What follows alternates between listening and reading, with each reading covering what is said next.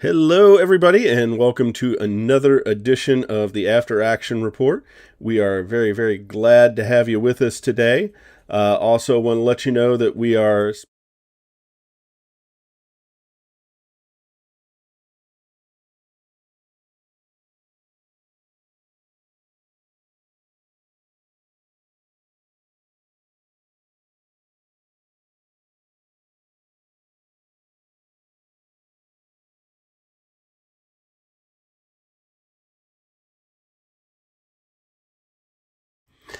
Anyway, I want to welcome you to the show. Been a little bit off on the schedule. I know we haven't had a lot of games going on the last couple of weeks because, unfortunately, my work schedule plus Gen Con equaled craziness. But we are back on track here. We should be having a game night on Thursday, so hopefully you'll tune in for some Malediction then. But we've got the full team together again too, which is nice. So we got Garrett. Welcome back to me. Welcome back, Ruben. It's been a little while. Hey, y'all. Oh, y'all. And Nick. Hey, everybody. I'm still recovering from the weekend, so bear with me on my voice right now. Yeah, I'm the only one that was not there at Gen Con, so I won't have any comments on what happened there, but I thought you were there. I was hanging out in the house. Ah, War board gaming. okay. All right. Well, you know what? I was gonna finish the show with this, but maybe we ought to start with your Gen Con comments. It was a great time. We had a lot of fun. We had a lot of fun. We survived a tornado. We did. Yeah. And rain. It rained inside. Yeah, I saw a picture of like the hole in the roof where it was actually really rain. That was our hall. Oh man. Wow. Okay. It didn't affect us directly, but like I looked over to my left. I was just like, it's like raining in here. Yeah. Oh shit. Sorry about that. I had the mics muted again, and I am so stupid. But yeah, you had the rain coming in. Yeah. I know some. Do we need to repeat intros, or are we? Oh no, it's okay. We're good. We didn't miss that much. Hey, everybody. I'm we're a back. professional. Oh y'all. Yoons even. So yeah, we're back. We're back from Gen Con, except Ruben, who was home this weekend. Yeah, I thought Ruben had gone. I'm sorry. I misunderstood that. It's What fine. I've what were traveled some a lot for highlights 40 that you days, want to so. throw out there about the convention? I know you spent a lot of time around Malediction, but was there anything else that you got to check out? Well, so Savannah and I did a True Dungeon session. For like the tater. Like obviously Malediction was really fun. Bounce me in the booth and like to learn to play. We checked out a couple other things. Big highlight is I've never really looked at Conflict 47 from Warlord Games. the bolt Oh action. right, yeah. I made Joel, our guy here, go and play the demos, and he like fell in love with it immediately. Okay. So that was cool. We went and talked to the Warlord guys. And they were like teamed up Okay. with Mantic Games and the Halo people. Mhm. So that's cool. Their booth is cool. Anyways, I talked to he's like I think his name is Colin Stone. He's like the head of finance, head of events. And I was like, hey, do you guys have any Tiger tanks? Because the way they make the models is if you buy like a conflict or a bolt action chassis, and if they're used in both games, called Ember Obsidian Protocol. And so it is a grid system instead of a hex system. And it can also be played with inches, kind of like Alpha Strike, but they keep the same rules between the inches and grid. And it's really neat. You can build the mechs, kind of like you build mechs models, but they design the entire system around magnets, so that you're swapping out torsos, legs, heads, chassis, arms, guns, jump packs, all this stuff. It's pretty cool. That sounds So- like Do the Joel's kind models of look game. better than do the models look better than Snap Fleet Yeah, and Snap no, Ship Tactics? The models are like traditional, like Okay. on sprue Okay. models, and they're like really ultra realistic. Because Um, Snap Ship's such an interesting idea, game Yeah. design wise, but the Lego look of it, I've always seen it at like Adepticon and gone, this is interesting looking from a It rules definitely takes me out perspective, of but it. the Lego-ness is a little too toy. There's some Age of Sail type games also that I saw. Okay. Like I saw the posters and they looked incredible.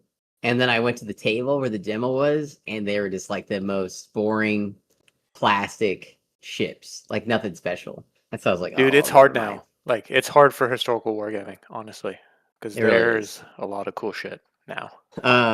So that was neat. Trying to think what other if it doesn't pop out at me, like I guess he didn't make the cut in my head. So That's okay.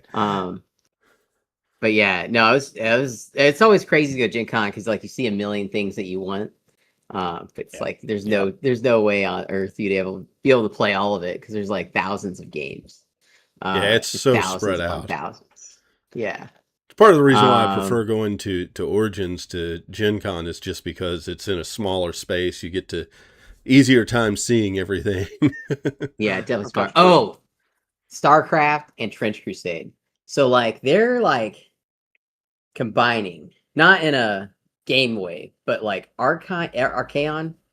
Archon is buying Trench Crusade? No, Archon is producing Trench Crusade's plastic. Oh, interesting. Yeah, so their booths were combined. I thought it was pretty cool. I've never really looked at Trench Crusade up close. That's another incredible game that. Oh yeah, I've had a friend trying to push me into Trench Crusade. With it, if it's actually getting plastic and not STLs that they want me to shell out $5,000. So, first off, very interesting dual abilities. They went really heavy in this kind of dual nature with the design here. Shielded 2, while refreshed, which means before you activated your Seeker, Karma Mock suffers 2 fewer damage from any source. And so that can be from an attack, it can be from a spell, it can be from terrain. Things you could do. I've just noticed in the art that you can actually, in the Karma Mock art, you can see Liena within the mouth of Karma Mock. Yes. And I love her artwork, and I'm going to talk about her when we get to the Legacy too. And people love painting. Karma Mock is like so popular right now, and I think because people love the model. It's everybody's favorite meatball. And so many people have painted the Liena sleeping inside in like so many different ways. Another interesting thing is Karr has a 6/4 damage stat, which is for Seekers like the most damage that we will see on any card. Vorndal is the only. Vorndal and Thundersteps kind of average out where Thundersteps has the same average where it's 7 and 3, and then Vorndal has the other 6, but he's only 6 and 3. So Karr can really punch hard. Okay. I actually know something about Karma Mock, so I think I played 3 games, so I don't really have an informed opinion. I have an opinion of a man who has watched many videos about building magic decks. So you're going to hear magic-y buzzwords from me. And this one, I helped Joel with his like deck list a little bit. And it seems like there's just not enough tools. Really hard to pop up Mystic Reverberation. Yep. Joel had that problem when we played that one game. It seems like, okay, so in Magic, there's a concept of deck archetype called tempo. And then there's another one called combo. So tempo is all about playing the right spell or creature at the right time so that you can get board advantage. So, like, if you've played Magic, you know you have a hand of cards, you know you play monsters there in a battlefield. So you can either get advantage on the battlefield to reduce your opponent's life points to 0, or you can get advantage by having more cards in hand, which means you have more options to do stuff. So I approach Malediction in a pretty similar way about like board advantage, card advantage, tempo, like playing things on what's called in Magic on curve. So like when you have enough of a resource, you're playing it that time because you have enough resource to do the action that you want to do. And Malediction doesn't have mana or anything like that, so it's much easier. But you can think about the same idea of, okay, if it's turn 3, you're only going to have 6 mastery points unless you've banked, right, through the other turns, correct? Right? Well, I'm right on Echo. that number. Echo. Echo? Okay. Yeah. Don't know a lot about this game. But on that turn, you want to have the stuff in hand. Like my assumption when I'm like playing and like vaguely talking about building decks is you really want to be able to use all your resources on that turn 3, because that's usually the turn that people are really coming to mess with your stuff. Because my experience turn 1 and 2 is more about like staging and positioning, and you're kind of like getting all your buffs online, getting all your people on the table, and then like turn 3 is when you're really trying to like actually win or not lose. So having enough, having good cards to play that combo with Karma Mock has been hard to find in me helping Joel a little bit, because it's so technically specific about the positioning and activation order of Karma Mock. And the cards we were looking at were a lot of the free damage ones, or the ones where you would go, okay, well, this creature or like unit or whatever does damage to a thing that's nearby it, and then it pushes that thing away. And then you can do that, do 3 damage, activate another thing, and if you have your, like, if you Rube Goldberg everything together, your deck pops off, and then you do like 9 damage to something, right? And that's like a lot. It seems like a lot, at least to me. That should kill most things in my experience, or get them low enough that a punch will take them out. And it's just, all of it's just so inconsistent, because you don't have a lot of cards. You've got, what, a 30 card deck? Yeah. And you get it's just 3 copies it's- of stuff, so it's just it's kind of too hard to s- get it to all go. like not only that, like the deck, like you could get your deck built to a pretty good standard, but then on top of, because in Magic it's just their deck, but here you've got to worry the board state, and if Karma Mock gets caught out in an unusual spot and is vulnerable, she just goes down so fast. And that's what I did. She only has 12 defense, and so you can get Yep. hits in really Mhm. easy. Yeah, I did notice that too. Yeah, It's- yeah. She's- Go ahead, Rich. she's got a bully, like, so from Magic we talk about curves and we talk about tempo and that stuff, and then from wargaming, you know, you have pieces that are like backline shooting pieces, and then you have your chaff pieces that go and do stuff first, and then you have your bully melee units. Especially in Warhammer, you have a lot of bully melee units that once you have one of your little pieces come out to go do something, they have to commit a resource to come in and keep you from winning. And then you can take your big bully unit and go punch them in the head.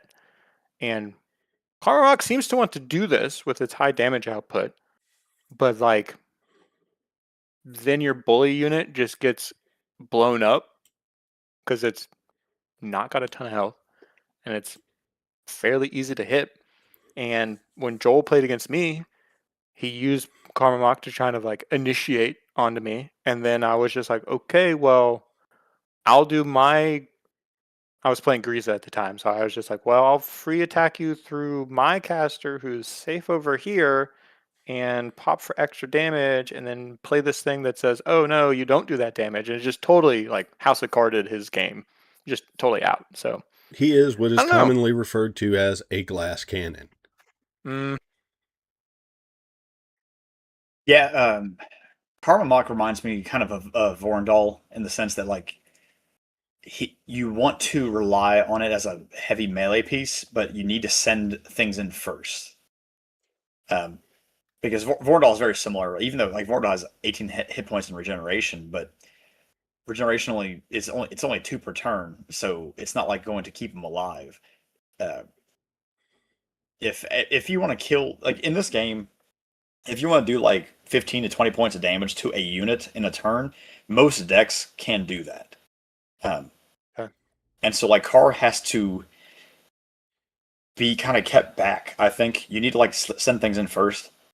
I built a deck. I've been kind of theory crafting because, you know, Joel's been playing Lana obviously all summer, and so we've all been kind of watching and tweaking and helping, and kind of learning together like what's working, what's not working. So I'm gonna try something different and see just how it plays out. I'm going with a lot more like beast and cheap units, and then I'm taking every card that like replaces itself to see if we can get away from the card loss. Because and let's go ahead and talk about Leanna's legacy. Yeah. Because this is gonna make more sense now. Leanna Who Dreams is our legacy. So Leanna, as all dual factions, you start with 20 Echo. The first thing is Last from Transmuter. Once per activation, whenever you defeat an enemy, you may play a spell and it costs 2 fewer Echo. So this can be in combat, this can be with a spell card. As long as you defeat an enemy during an activation, you can, and also during your opponent's activation, if you can make that happen, you can play a spell and it costs 2 fewer Echo. The 2 fewer Echo is a real big boon because a lot of spells cost like 2, 3. Your bigger spells cost like 4 or 5. So getting a discount of 2 is a big deal. I know we've seen it we're trying to do like, what if we did all cheap spells that you can activate quickly to get the most value out of the spell strike, which is the second part of the legacy here. So Fevered Surge, non-secret allies you own gain spell strike 1. If it already has spell strike, increase it by 1. Spell strike is just during an activation, if you play a spell, that unit gets +1 damage on any of its attacks. That can be hits or grazes, and it doesn't have to be the unit that's activated. It's all units with spell strike gain it that turn. So there's lots of spells that allow you to make attacks, trigger attacks, do damage somehow. So you're thinking with this legacy, I want to activate a unit, play a spell early, and then attack with that bonus damage. So you get in your head like, okay, if I have cheap spells, then I can play more spells, get the bonus damage, and get that through. But then if you have a lot of units on the table, then you need a lot of spells in your hand. So you also need a lot of Echo to play all these spells. So like you start getting into the cycle of like, how do you make all of this Rube Goldberg machine work together? Yeah, I feel it's really an Alpha Strike setup where you have to have a way to get everything on target all at once and just go for a big boom, and then hopefully you leave your opponent in a position that they can't recover from that. Yes, and so that's why I'm going to try something out. And again, we're going to see how it works. I just built it like today.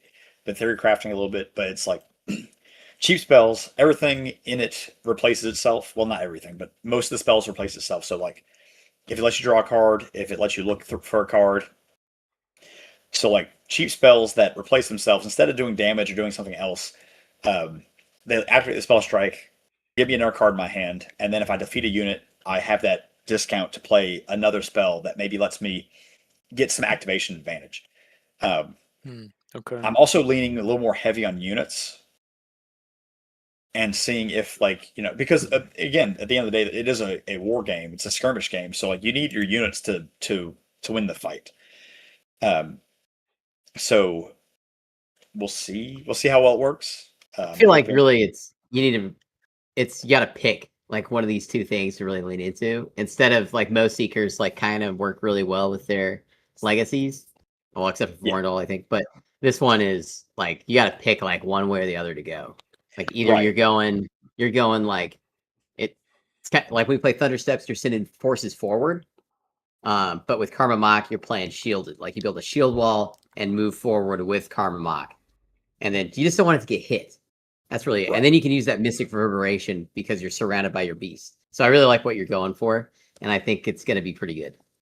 Yeah, I think the idea they went with like Leanna should be this idea of like being red and blue is like she's flexible. She can kind of do either. But the issue with that is that like when you can do two things, you don't do one thing really, really well. And so I think the deck building and the way you have to play her is very, very, there's a thin line between knowing exactly how to flex your strategy from one to the other when the situation needs it, or being able to recognize when you need to go red or blue.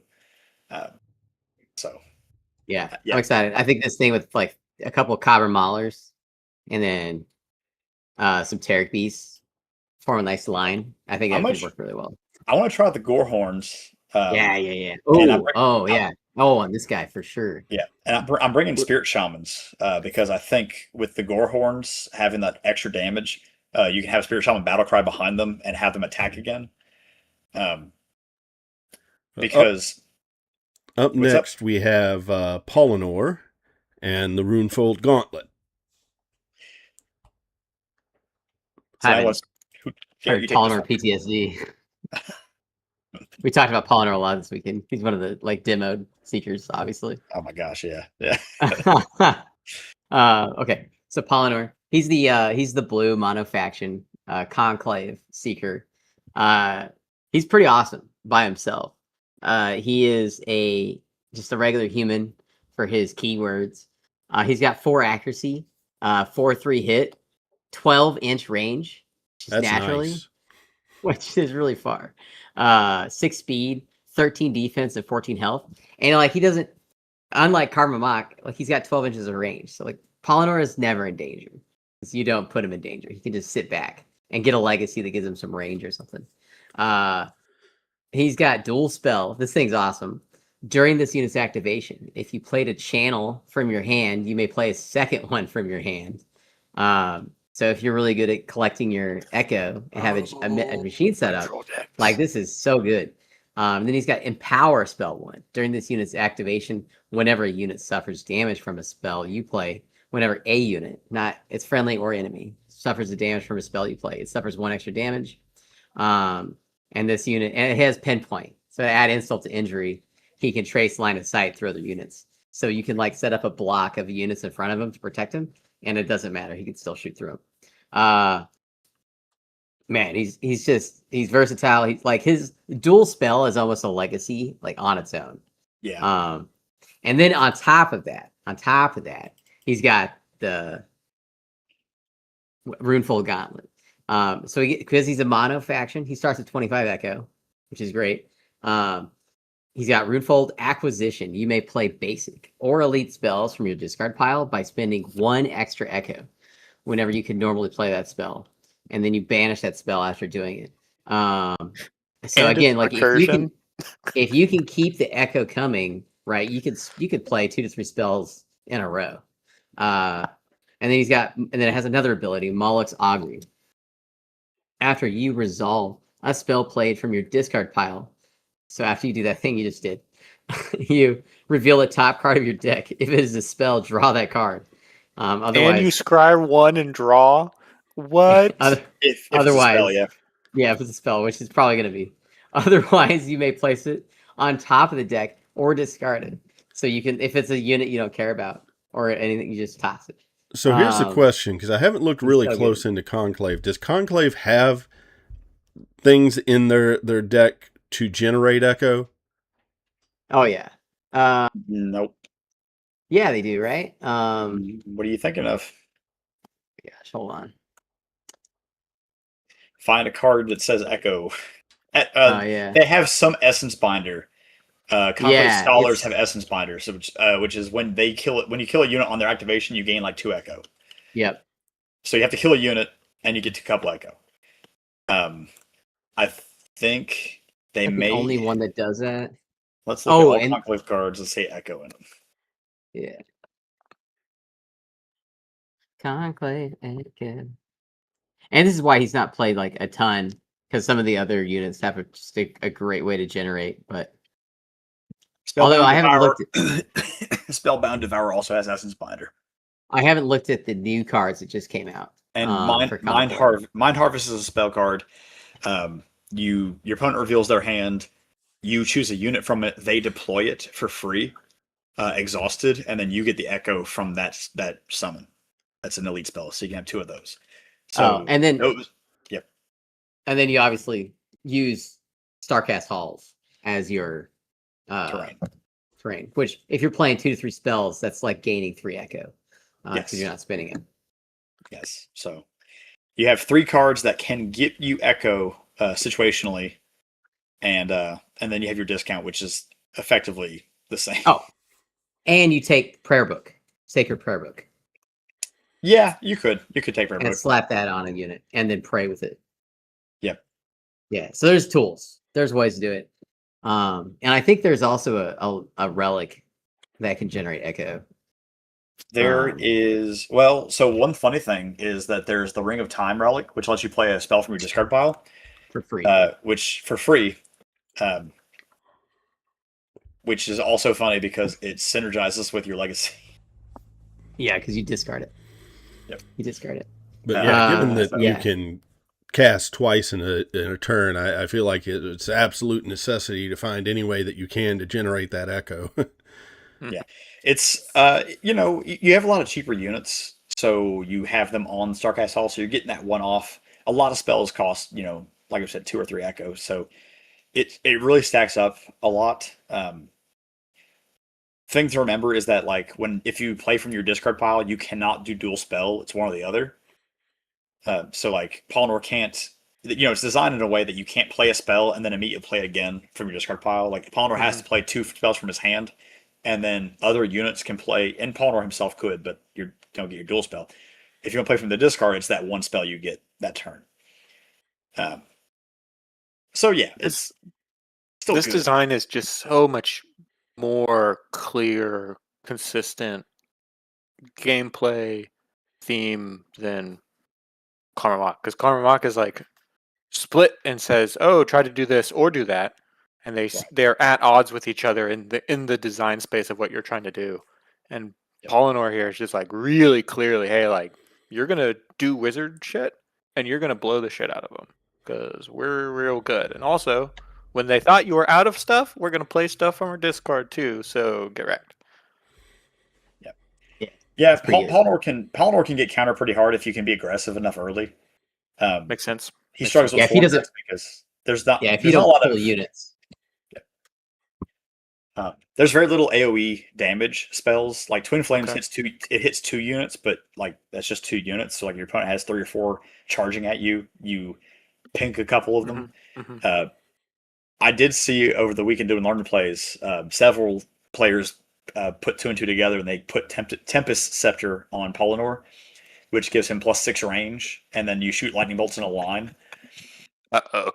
And so they would sit him in a terrain piece with 18-inch range, and he would just hit like 2 or 3 units that were coming at him. Like just move once, line them up, and then make 3 attacks. And so I mean That's that was pretty devastating. savage. That was devastating to watch, savage. especially in a learn to play where it's like I learned to play where they put like in the 2-player starter box. It's Vorendal versus Polynor, which is like if you don't run across the board with Polynor and skeletons, like you're just gonna it lose. was. I will say this: watching new players play this game over and over again, the Vorendal Polynor matchup was a lot closer than the Thunderstep Sigurd matchup on average. I'm curious Was it as to 'cause which one got the better of that combo. Oh, Sigurd had so much trouble dealing with Thundersteps. Mm. Okay. And it's mostly because, like, in your learning to play, you don't really know necessarily what you're doing and what to expect. And so the Sigurd games where Sigurd won were solid wins. Like, but there were people who picked up the game, and you could tell they were like experienced gamers who had played like skirmish games, and they read the cards and they said like, "Oh, okay, I get it." And they bunkered Sigurd with a bunch of knights and moved forward in a unit and clapped Thundersteps. Most people deployed, they moved out, they grabbed a relic, and then they tried to like charge something, and they broke formation, and Thundersteps would come in and pick like piece by piece and get like just one shot things. Makes Okay. sense. And so like even when they were doing it right, it was just that they weren't like in a solid ball that they could spread, like the knights can spread damage around from Sigrid, allow her to smite. Like I only saw a couple Sigrid smite, but when she did smite, they typically won the game. So it was interesting to see that like Okay. the new players struggled with because you see Thundersteps, the decks were so fast, with like Tarok Beasts and Cabramullers and Boneclaw Raiders. They were getting like 3 relics in turn 1 because they were going like, oh, this guy can move 18 inches, so he's going to run over here. Wow. Okay. And so the Sigurd player panicked and would be like, oh my gosh, like I have to contest them. So they tried to be as fast as the Thundersteps player, and then they ended up overextended, which is very interesting to see that, because like that's exactly what you want to do against a turtle, is you want to pressure them to overextend so you can take advantage of the opportunity. So it's very interesting to see how the decks worked. Whereas the Polynor Vorendal was much more like chess match where it was like both players were playing their spells, playing close to the chest, and deploying in a way that was like a lot of like slow approaches, bunkering up behind walls so that Polynor can't snipe everything. And when Vorndal could get a lot of units on the board, he could overwhelm very easily. But if they got exposed, all the ranged mages would pick them off and just blast them. If they took too long, these spells would stack up, and the Polynor player would just be like in control of the game. It was very interesting to see how the starter decks were very balanced against each other. Okay. Well, next up we have, I think, who your favorite is, Nick. We have the Countess Morida and Soulseeker. Or Soul Stitcher, I'm sorry. So good. Garrett, do you want to read this one? Since I know you found a new love in your life. New love. I've been trying to hit Merida since June. All right. You played her Saturday. I know, it's great. It's awesome. I played her like 8 games in a row. Your deck is awesome. Yeah. So she's a necromancer, and man, she's just a demoralizing seeker to play against. So you don't put her in combat. She's not a combat person. You grab her a relic or not, it doesn't really matter. Sit her back, and she's got an ability called Necromancy for 2 action points. Choose a basic fallen unit from your discard pile. Play and deploy it nearby without spinning Echo. Provokes retaliation. So like you just fill your discard pile up with fallen units, and then just keep deploying them for free every turn. And then she has a secondary ability which I didn't use a single time. Curse 4 for 1 action point. For each enemy within 6 inches, their owner loses 1 Echo, which is great. Whatever. But like, just you're not getting her within units. 6 inches. No. The only time she was ever in trouble was when I faced Londrel, and she had Tempest Scepter, and I just couldn't deal with that. But and then her legacy is freaking dope. So Call the Fallen. Whenever you defeat an enemy, you may search your deck for a basic or elite fallen unit. If you do, reveal it and add it to your hand to shuffle your deck. And then the best part, soul tethering here. Once per activation, choose a basic fallen ally you own and discard a basic fallen unit. If you do, the chosen ally gains any one of the discarded unit's abilities until the end of the activation. So this is just a machine of you deploy Merida and like a skeleton dead at arms. And then when it's the skeleton's turn to activate, I just exhaust it. I discard like a disgraced kinship for whatever reason, throw it in the discard pile, give the skeleton onslaught. Sometimes it works great because I'm in combat and I'm actually using it, but it doesn't really matter because then that's in the discard pile. You activate Merida, you get the disgraced kinship for free, and just repeat ad nauseum for the next like hour and a half. And just build up this massive force of free units. And then you have all this Echo that you spend on spells for free. And it worked phenomenally up until I got in a real trouble against a Londrel who was able to neutralize my spell situation and also shoot me at range. Because like fallen units suck if they're not like swarming somebody. And so Londrel was just able to be like... shoot them all. The problem that I ran into was Nick got a hold of the relic that really neutralizes this deck. I can't remember what relic that was. Reaper's Edge. Reaper's Edge. If they can banish your units. Yeah. Even if somebody does that to me though, like you can collect units pretty fast. But if they banish your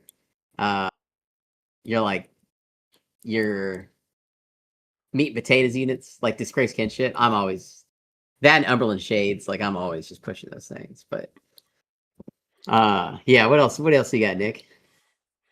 Oh, on Morida? Oh, Yeah. I mean, what's not to love? Blue-black control. This game has a lot of just absolutely demoralizing black control spells. Tell about your fate, like the Deadly Bargain. I did this thing in every game, and it like every single I do it on a unit that had 1 health left every time. Just tell them about it. It's incredible. So Deadly Bargain is a black spell for 2 elite spells. So you have 2 of them in your deck, and it is a channel that you choose a unit, an ally you have on the board. You banish them. So they're not defeated. Your opponent doesn't get mastery for them. You banish them, and then you can return a unit from your discard pile to your hand, which we've already talked about why that's good. And then you may play a spirit unit in place of the unit you just banished, equipping any attachments it was equipped with. And so the combo, the 1-2 punch you do is you charge a unit into melee, or you just activate one that's already in combat, attack twice with it, exhaust it, get everything you can out of it. You can immediately play Deadly Bargain on that unit, banish it, equip the relic that it had onto your Tragedy of the Wronged, which is a 7-cost spirit that is absolutely obnoxious. It only has 10 health, but it has phasing, so it ignores grazes. And it hits, it does like 4-2 damage. The reason you bring Tragedy of the Wronged is because every enemy unit that activates nearby that unit only gets to spend 1 AP, which means you don't get onslaught against it, which means you can't charge against it. You can't attack twice against it. So you summon this thing, you equip it with a relic that you put on like a Dead at Arms, and then you get to activate it because it's fresh. So your opponent doesn't know this is coming. Something charges in and attacks you, and you go, okay, cool, now it's exhausted. I know I can plan around that. All of a sudden, boom, now there's a spirit there, and everything that got charged has one action point. It's amazing. And it works every time. That's gross, man. It's never not fun to do.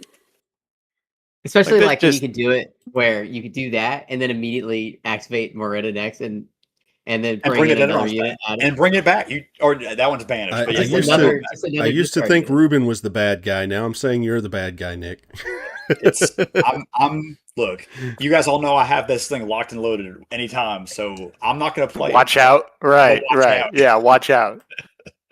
Man, this is crazy. Like, Dredge has been an archetype for Magic for a long, long time.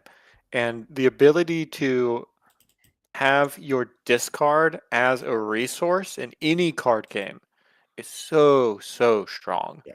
Because it just means that you can just multiply benefits and resources that your opponent just has to play very, very specifically to overcome. They have to like shut off that, they have to pinch close that one lock in the whole chain of what you're doing to shut the whole engine off. And it's Yep. and that's hard to do in Magic.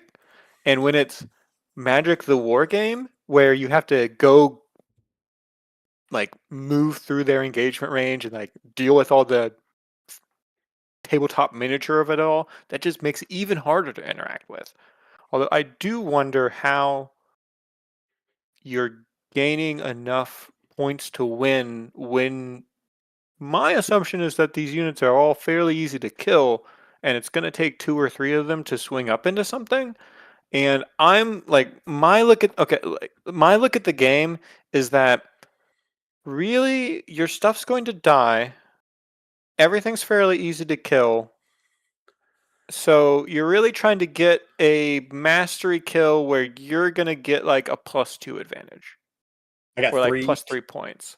I got 3 spells that solve your problems, Ruben. And then there's also Dark- Swarm. Dark Bindings is a Okay. elite spell. You have 2 of them. It exhausts a basic unit. Mhm. So your opponent has Valkyra's Priest that let them pray for Echo or totems or shamans Sure, or anything sure. that helps get anything that encourages like action tempo. Now it's exhausted before it can activate. Yeah. You have the Tragedy that obviously sucks the action points, which Mhm. helps a big deal. But there's also the spell Curse of Lethargy, which is a swift spell. Whenever a unit activates, any unit, it's not like non-seeker, it's any unit activates a swift spell, you pay 3, and then they only get 1 action that turn. Which Okay. prevents Thundersteps from charging. It prevents anything from charging. Or it any of prevents the sig- over the Yeah. multiple attack trigger things. Yeah, it prevents the Okay. Sigurd Smite, and it prevents double move. And it prevents a lot. So, like, if a Seeker like Karma Mock or Griza is hanging out and they're not in direct combat, they activate and you get 1 action point. You're not going to be as effective at range. And then the third spell, which I was thinking, what was I thinking? Remind me. Unmake. Unmake. Unmake's great. Unmake is just single target, deal 10 damage to a unit. I pulled that Yeah. off every single game. Yeah, and you can either take that or Death's Call. I usually sideboard that against like Ingor or it's like anybody who's gonna bring a lot of swarming stuff. So like maybe a Polynor deck. It's deal 3 damage to all non-fallen units on the field, and then you draw a card for every unit That you one. defeat. Okay. So you side deck either Unmake or Death's Call, depending on who your opponent is. Okay. Um, So but then, then what tier is Mora in? Because all this I'm- stuff that you're saying is extremely synergistic and very actively interrupting your opponent's tempo and game plan. And in a Right. game like this, where winning is so, like, I'm gonna say simple, because it's a linear game plan. Because all, like, really, outside of you stand in places once to pick up the husk, and then it's kill shit.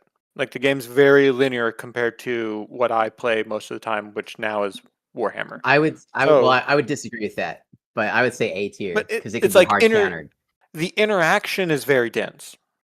Mhm. Like how all the pieces move, how all the lines of sight work, how all the engagement range works. The interaction is dense, but the strategy is simple, in my opinion. right, right. So, but what makes So- this game a little different though is that like in a lot of other games, you have to contest something on the table.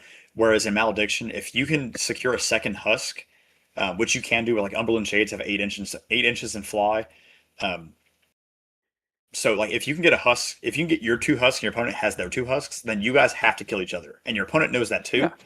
And Morida is a swarm, like she's a swarmer, so she has no problem sitting back and just putting more units on the table. So if you can't get across the table quickly to engage her, she's going to outnumber you very quickly. And so I just think, because the way this game works, like, yeah, if you're going up against somebody who also wants to sit back and do this, like you're basically be flipping the dice and seeing, is your swarm going to beat my swarm? Like it's like an Ingor or another Morida or a Vorndal. But like if you're playing against like Auric or Sigurith, you say, sure, bring your knights over here. Like I'm going to have twice as many activations by the time your speed 5 units get here. And then, of course, don't forget that if a unit that has an artifact on it dies, then you drop the relic, you lose 10 points. And so that kind of... That's like in my experience playing, that's the actual thing that tips the game. Because everything is about keeping that regular dude alive that picked up the cool thing. But with Morda, and like you also run like Back for More, which is a black spell that's when you defeat an enemy unit, you play it, and then you play a discarded Fallen from your discard pile, equipping the relic that you just killed. And so like you can immediately swing the points in the action phase without having to even contest that relic. Like she has a lot of tools, and it's all about putting everything in your hand, tutoring more Fallen out of your deck into your hand, and then just constantly dumping them into your discard pile. But then also turning off all the problems that you have when you have to trade multiple units to try and kill, like multiple activations to kill one unit. Which is why side decks are so important. Yep. What tier is she? I think she's a solid A tier. I would hesitate to say S tier because she has weak. S right now is Griza. Is the only person we have in S tier. Okay. Griza can deal with anybody all day. So y'all gave me the S deck, the S starter. Okay. Yeah. Griza, okay. Yeah. Interesting. But you said you want to try. You said you want to try Griza, so we gave you what you asked for. I understand why that's S, because Griza has so much control of speed. And the minute you understand how to play the staging, board control, war game shit, like the ability to the more you play war games, the more you understand that mobility is what wins you games when it's an objective-based game. Mm-hmm. So it makes sense. Okay. And Griza has access to Back for More, Deadly Bargain, the Spirit stuff. The control package too, basically. Yeah. Okay. Everything except for the blue spells. But right. Which my deck barely has any blue. I have a couple blue counter spells in my side deck to deal with to deal with like Polynor and Landriel. But Griza has like all the black control and then all the healing to keep the cheap units that you have alive.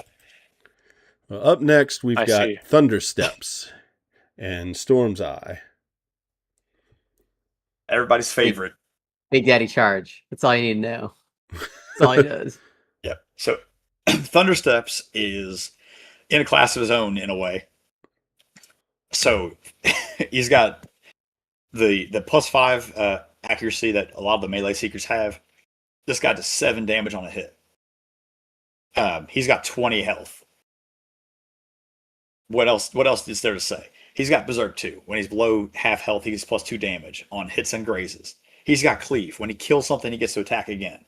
He's got Devastate 3, which means when you roll nat 20, you get 3 extra damage on top of that. So his crits do 13 damage before any additions or anything else. Which Hulk means smash.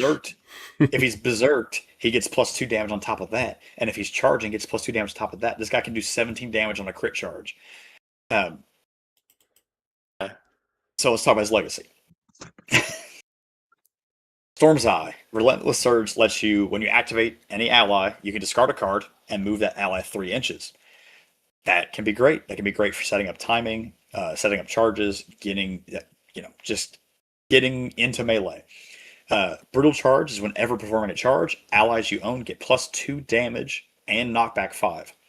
Again, this damage is on hits and grazes. The knockback is only on hits, but that means when you charge, you just push somebody immediately away. Which sets up really hilarious combos because a lot of red spells give you extra actions or other ways to maneuver and be mobile. So you can actually charge somebody, hit them for much damage, and even move back or engage somebody completely else. Thundersteps, if you have Unstoppable Rush, he can charge and then play a spell card to charge again. It gives you a 2 AP action. So charge and then charge again. And just hit 2 different units for 9 damage. Or the same unit for 18 damage. You kill Sigurd in 1 turn if you have that spell in your hand from the opening. So this is like pure aggro, red deck wins kind of stuff? Yeah. Okay. Now, he goes down. Makes Defense of 12, 20 hit points is a lot, but like I said earlier, like if most decks can deal between 15 and 20 damage in a turn, reliably, and that's the thing that you want to do against the Thundersteps. Like if you can take him down, that creates the opportunity because it's similar to like a Sigurd deck where like a lot of your deck is built around your Seeker, and when you lose that centerpiece, the deck kind of starts to fall apart very quickly. Okay. What Yeah.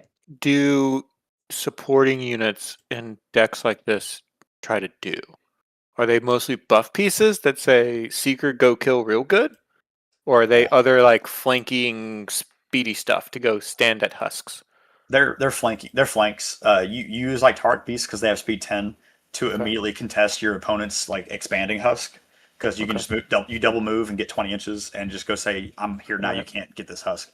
Makes sense. And then you send all your other units like go support the flank while Thundersteps like kind of leads a charge by himself. Kind of bullies the middle of the table Mhm. and just like projects that huge zone of threat where he can like combo into 2 or 3 things and kill them. Okay. All right. And There's last also- up, we have Auric, and we have Will of the Forge. Sorry Yeah, for I was gonna picking say up one the last thing pace on here, but we're Thundersteps. getting close to the end. Yeah, Thundersteps And I've is got some super, news. super buffed by items and relics, more so than some other Seekers are. All right, anyways, Auric. So Orc Evenhand. He's our red-white or red-yellow Seeker. He's got Reforged 2 AP, which is choose an item of this unit's rank or lower. All Seekers are legendary rank, so that's any item in the game. Choose any item from this unit's rank or lower from your discard pile. Play and equip it to an ally you own within 6 inches without spending Echo. Provokes retaliation. So Auric is going to be our item equipment guy. I'm happy to see some changes recently in the way they did item mastery. So I don't know how much of a buff Auric has had from that, but his second ability, Man at Arms, this unit can equip an extra item, so he can hold a relic and 2 items. And he has counterattack. Whenever a hit is scored against him, he may retaliate after resolving damage. This guy's got 20 hit points as well. He's just as tough as Thundersteps. He's slower. He doesn't hit as hard, but you can equip him to make him about as tough. He's when you pair him with his legacy, Will of the Forge, Hammerhalf's Heritage. Whenever you play an item, you may draw a card. Notice that when it says play an item, that also triggers off of his Reforge because the wording there is play and equip without spending Echo. So whenever you play an item, you draw a card. there's so little card draw in this game. This is probably one of the best draw decks that we have access to right now. And then whenever an item you own is destroyed, you gain echo equal to its cost. So Caldera's Fist, second ability, is while an ally you own is performing an attack or is being attacked, you may destroy an item equipped to it. If you do, you can either that attack deals 2 extra damage or deals 2 fewer damage. So you can use your items equipped to mitigate or deal some bonus damage. But then when you do that, you get the echo back, and then you can always reforge that and draw another card. So he's got a really good tempo with these items. I've seen some people try to build decks with him where they put like 8 or 9 items in the deck to try to use them.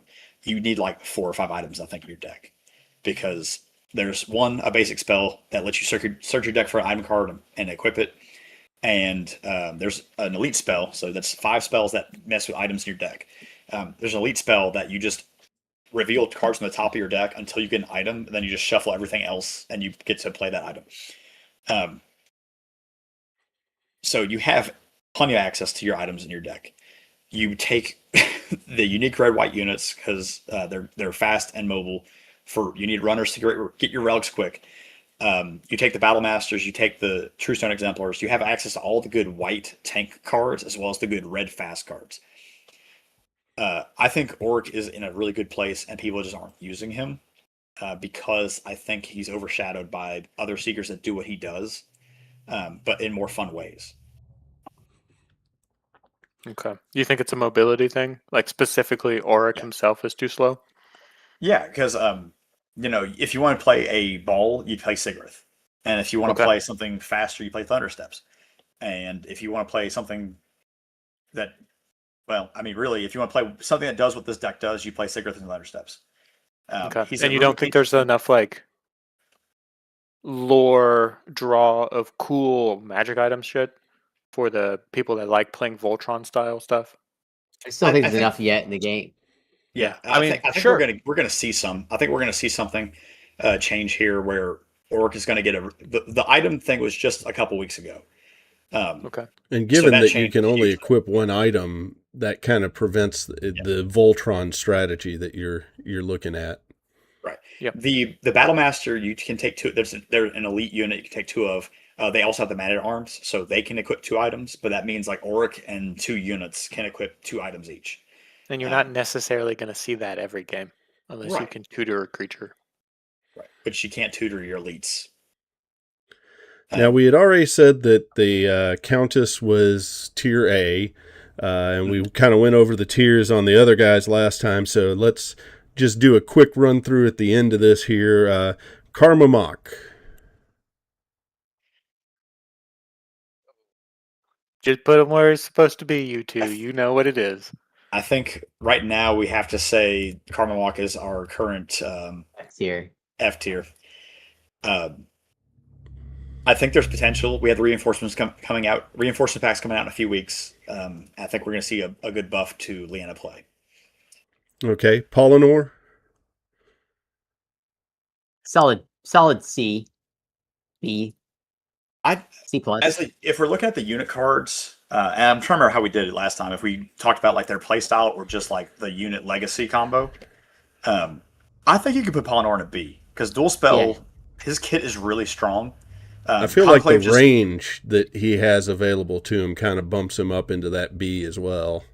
Yeah, we just don't see Conclave doesn't have.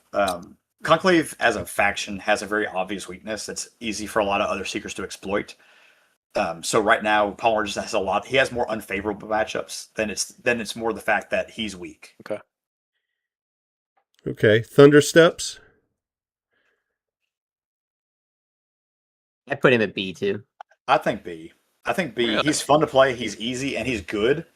But it's kind of the same thing where like he's just so one note that your opponent knows exactly how to deal with him as soon as he's on the table. And you don't necessarily have like favorable matchups because most people, anything that works against Sigrith pretty much works against Thundersteps. And so most decks will be built, at least have a side deck to be able to deal with both of them. Yeah. And the more you play the game, the more like you can just position your units and just not get charged. Yeah. Or you offer one unit like as a sacrifice and just say, this is the guy that's going to get charged, or if you have kits to deal with that, like I do with Morta. Disembody is such a good spell. You just go like, I have a shade, you charge it, and you hit me, and then I play a swift spell that turns your hit into a graze, and I take no damage from grazes because I'm half phasing. And you go, cool, you did 0 damage in your charge, and now you're in position for me to jump on you. Thundersteps is just too. He's too easy to kind of counter if you know what you're doing. You build your deck around it. I almost want to push him down to C now. Actually, the more we talk about it. Do you want to keep Sigurd in A then? Sigurd, I think Sigurd's better than. Yes, I think Sigurd Thundersteps. is better than Thundersteps. All right, and then finally we have Auric.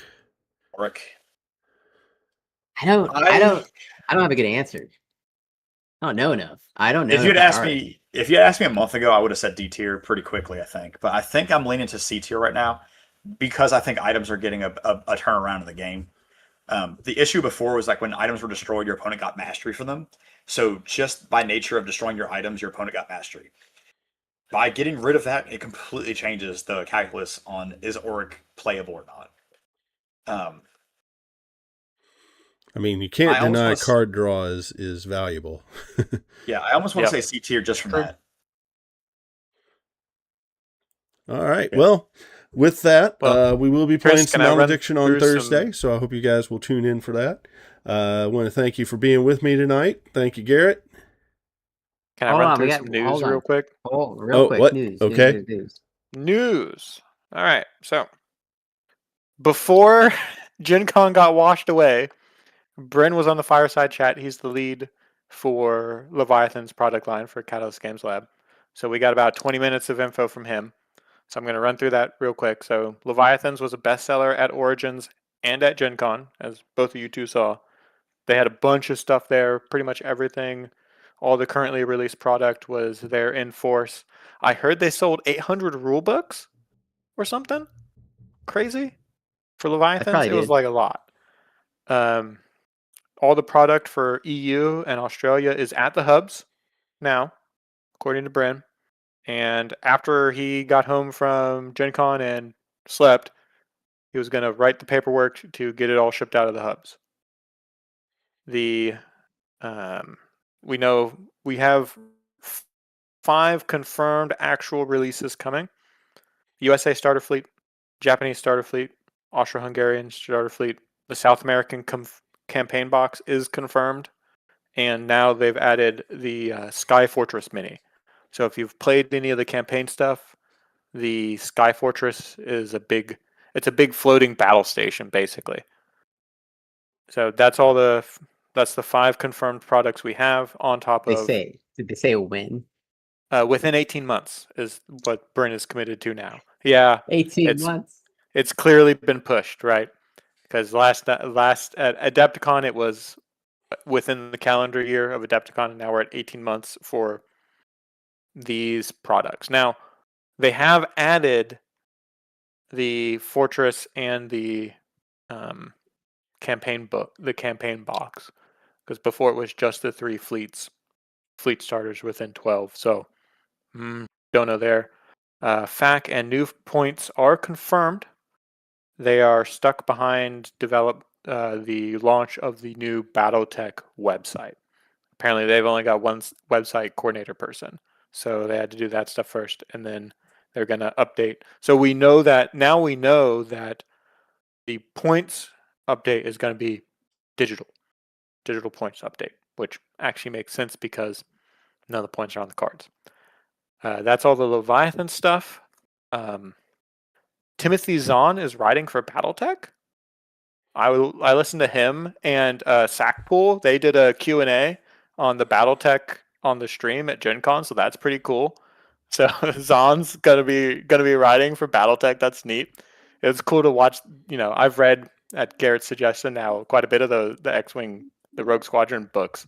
To see those two together, really cool. So that should be some good Disney never fiction called him coming out of back, that. so must be why I went there. I guess so. Archon Studios has confirmed street date for the starters for StarCraft the miniatures game, as like the 20th of next month ish. So we're gonna have Street Date for starters. They showed month. the August. what's up?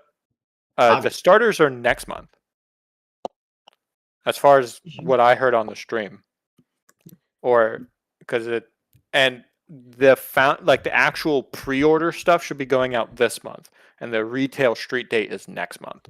Maybe that's what I'm thinking. Pre-orders. And they confirmed the next wave of product.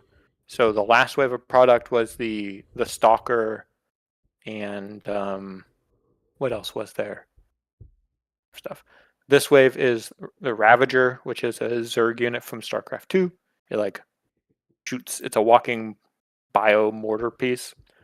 The Siege Tank. There's 2 different versions of it, sieged and unsieged. That model, like, I really suggest go watching the stream from last week of the reveal, because the Siege Tank model is so cool. Fantastic kit, fantastic sprue, looks amazing, like close to Games Workshop level of like, this is a really good looking kit. Okay, and then last model is the Protoss Immortal, which also looks really cool. And they're like clear plastic stuff. They've really caught their stride with making that stuff look really good. Because when you take it and you paint the miniature and then you put the clear plastic on it, they just look so good. But I've also like played a lot of StarCraft in my life. I still follow the game. I still follow it competitively. Like it's my baseball, so I'm definitely biased. But yeah, that's it. That's all I got. That's the news. So we should have friggin' points soonish in this FAQ. You guys all, if you're in our Discord, you know we were involved in the process. I was involved a little bit more than the rest of the team. But I look hopefully forward this, to 2028. hopefully we can launch this friggin' damn boat game into the damn sky and get some Electroid running through all this shit. Now, I guess we should also mention, while we're talking about news, that the Armada community has kind of rearranged a bit. Yeah. and put out a new set of updates for that. Mm-hmm. Haven't gotten a good chance to look at it, but it looks like they've done some good quality of life improvements on there. And before I say anything more, I really want a chance to dig in a little bit deeper on that. The 1,000 foot view on that is they've taken Legacy, which was one of the fan groups, and then the Armada Rules Set Collective, which was like the tournament organizer people. And now they've take those 2 design teams and squished them together. So now all the Legacy stuff is going to be legal in the ARC stuff. So now All Armada's- community edition. yeah, it's now all one nice big community edition of the game, which I think is going to be way better for the long-term health of the community managed game product. Yeah, I'm happy to see that both of those groups got together. Anyway, with that, I will say good night to you guys. Okay, bye. Thanks for having us, Chris. Take care. Night, y'all. And with that, I will also say good night to you guys. I hope you will join us on Thursday for game night. Again, we'll be playing Malediction this Thursday. With all of the updates that have come along with different games and some interesting things that have peeked up on our radar, we may be sneaking some other things in there in the near future. But for now, we'll be doing some Malediction. Again, thank you for joining us, and I hope you have a wonderful, wonderful day.